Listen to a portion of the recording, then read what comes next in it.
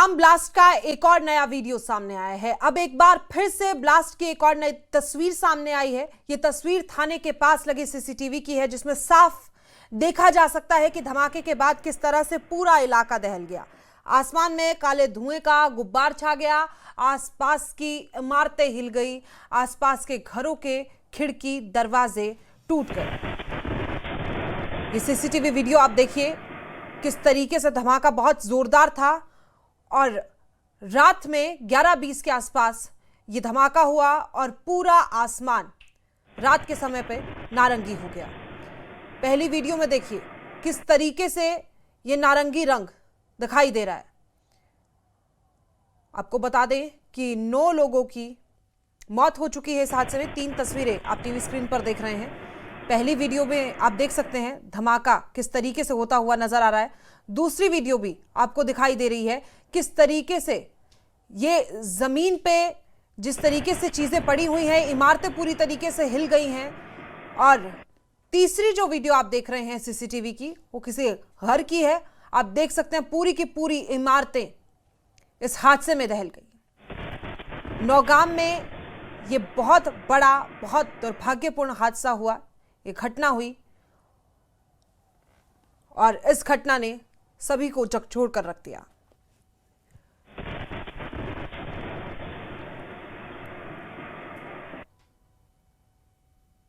और इसी बीच एक बड़ी खबर सामने आ रही है। दिल्ली धमाके पर फारूक अब्दुल्ला का विवादास्पद बयान सामने आया है। फारूक अब्दुल्ला ने आतंकवादियों के साथ हमदर्दी जताई है। फारूक ने कहा है कि क्यों इन डॉक्टरों को इतना बड़ा फैसला लेना पड़ा।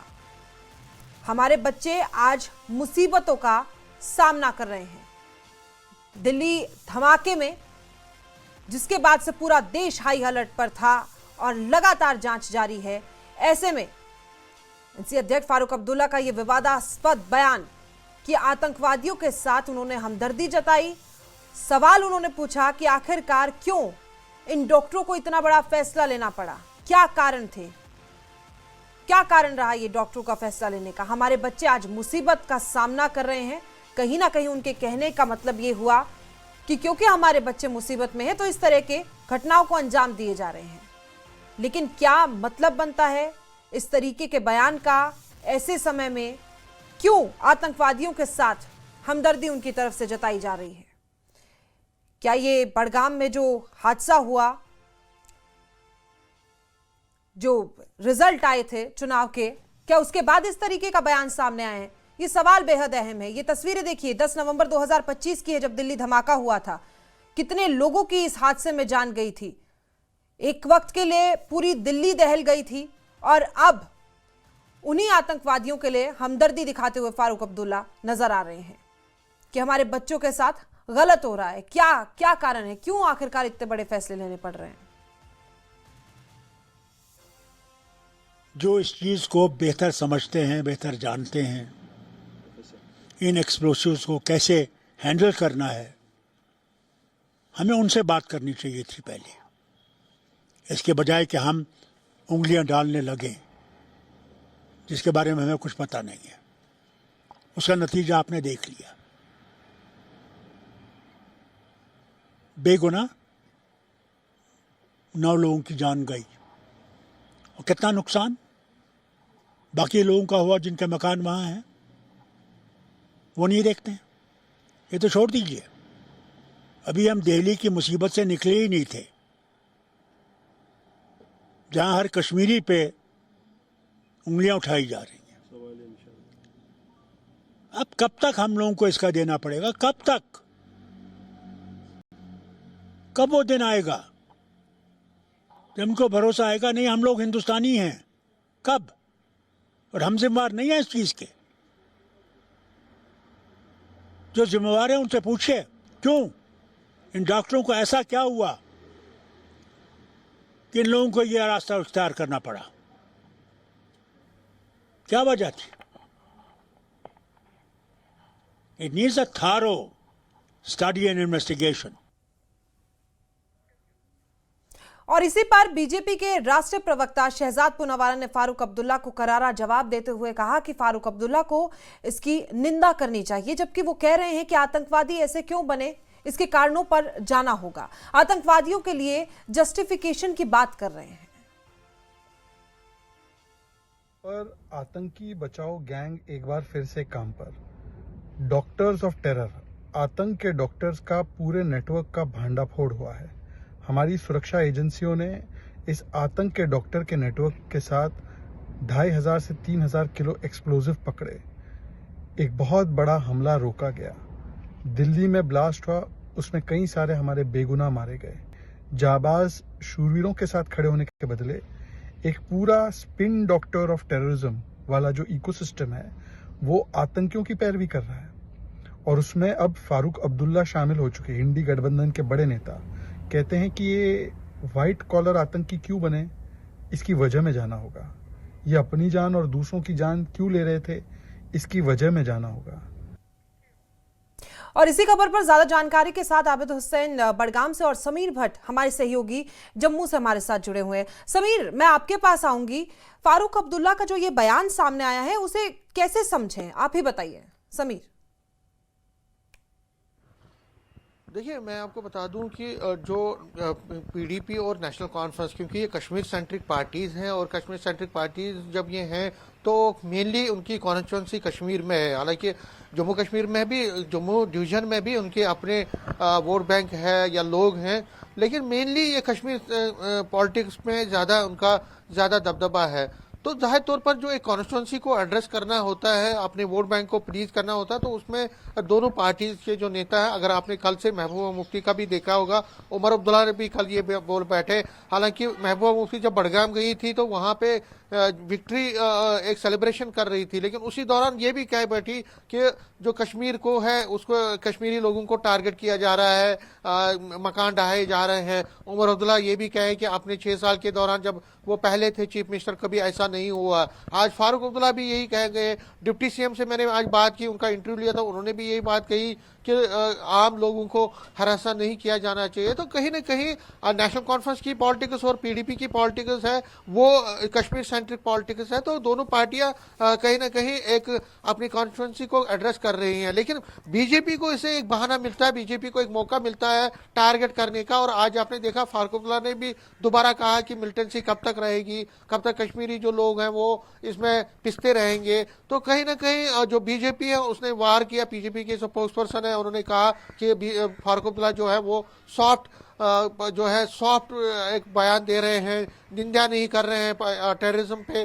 तो ये जो चीज़ें ये नई नहीं है जम्मू कश्मीर की राजनीति में। अगर हम पीडीपी और नेशनल कॉन्फ्रेंस की बात करें तो ये पार्टियां जो हमेशा Kashmir pro Kashmiri people line खींचने की कोशिश करती हैं, लेकिन उसी में जो आतंकवाद है, आतंकवाद पे उनका जो रुख है, जो बीजेपी का इल्ज़ाम है कि बीजेपी का ये इल्ज़ाम हमेशा रहा है कि ये दोनों पार्टियां जो है सॉफ्ट सेपरेटिज्म की तरह बात करती है। जो सेपरेटिस्ट हैं, हार्डकोर सेपरेटिस्ट तो नहीं है, लेकिन सॉफ्ट सेपरेटिज्म की तरह ये बिहेव करती हैं। तो ये आज का इल्जाम नहीं है बीजेपी का, बीजेपी का पहले से ये समीर, इल्जाम ऐसे रहा है में कि ये दोनों महत्वपूर्ण ये है कि पार्टियां, कितने मायनों में सही है अलगाववाद को बढ़ावा देना, अगर दिया भी जा रहा है, जरूरत नहीं है चाहे सॉफ्ट तरीके से दिया जा रहा हो या हार्डकोर तरीके से।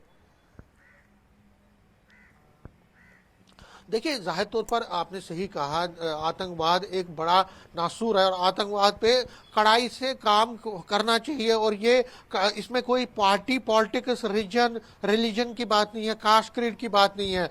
अगर आतंकवाद किसी ने भी किया हो, देखिए डॉक्टर जो हैं, हाई प्रोफेशनल डॉक्टर्स अगर आतंकवाद में शामिल हुए हैं और उन्होंने दिल्ली ब्लास्ट किया है, तो ये कंसर्न हर एक के लिए होना चाहिए। इसमें ना कोई हिंदू, ना कोई मुसलमान, ना कोई जम्मू का, ना कश्मीर का, ना कन्याकुमारी, ना दिल्ली का। इसमें ये हर एक ह्यूमन एंगल से सोचना पड़ेगा। और ये एक नासूर ऐसा है आतंकवाद का जिसपे कोई राजनीति नहीं होनी चाहिए। देखिए, आज कांग्रेस के जो मल्लिकार्जुन खड़गे वो बोल पड़े कि ऑल पार्टी मीटिंग होनी चाहिए, ऑल पार्टी इसमें मीटिंग होनी चाहिए। तो कांग्रेस भी इस तरह से अपनी तरह से एक तरह से इस पे सियासत करना चाहती है, लेकिन आतंकवाद पे जो प्राइम मिनिस्टर ने कहा है कि इसको जड़ से खत्म करने की जरूरत है। और अगर हम जम्मू कश्मीर की बात करें तो एलजी एडमिनिस्ट्रेशन ने भी और एलजी ने भी बार बार कहा है यहाँ पे कि जो आतंकवाद है, आतंकवाद को खत्म करके ही दाम लेंगे। तो फिलहाल इस पे कोई राजनीति नहीं होनी चाहिए, सियासत नहीं होनी चाहिए। और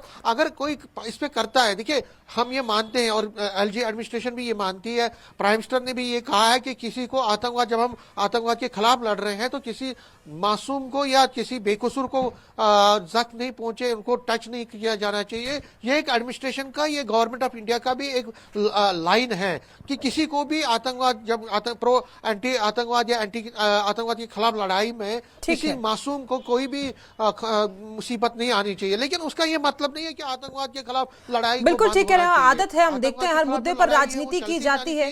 देखिए आबिद, क्योंकि आप नौगाम में मौजूद हैं तो आप क्या कहेंगे, क्योंकि नतीजे चुनावों से उलट आए, कश्मीरियों के हक में सोचना एक बात थी, समझ आती है, लेकिन कश्मीरियत को बचाते बचाते आतंकवादियों को बचाना, फिर इस तरीके के बयान सामने आना।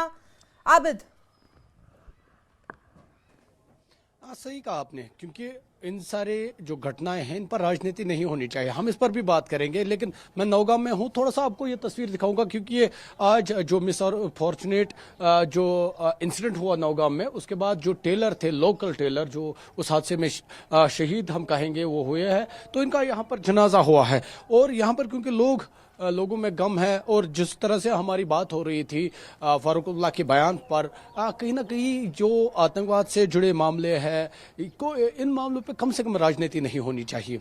और कहीं ना कहीं सोचना चाहिए कि किस तरह से जो ये लोग इसमें मुलवस हो रहे हैं, इनको कैसे खत्म किया जाए, या ये सोच कैसे तब्दील होती जाए। जिस तरह से समीर जी ने अभी कहा कि पीडीपी हो या एनसी हो, दोनों प्रो कश्मीर अपना जो वर्जन है वो डिफाइन करने की कोशिश कर रहे हैं, और इस तरह के बयानात। एक मिनट आबिद, मैं आपको रोकना चाहूंगी, एक बड़ी खबर सामने आ रही है। आपको बता दें कि एलजी मनोज सिन्हा और मुख्यमंत्री श्रीनगर जाएंगे। इस वक्त की बड़ी खबर, नौगाम में धमाके की वो जानकारी लेंगे और खुद वहां पर पहुंचेंगे कि आखिरकार, हालांकि बताया जा रहा है कि टीम वहां मौजूद थी, उस दौरान ही यह हादसा हुआ है। ये बड़ी खबर हमारे दर्शकों को बता दें कि खुद एलजी मनोज सिन्हा और मुख्यमंत्री अब श्रीनगर जाएंगे। आबिद, आपके पास आती हूं, ये जो धमाका हुआ, कहीं ना कहीं किसी ना किसी की तो नाकामी होगी इस धमाके में। हालांकि कहा जा रहा है कि जांच के दौरान ऐसा हादसा हुआ, लेकिन सिर्फ इतना कह देना तो काफी नहीं है ना।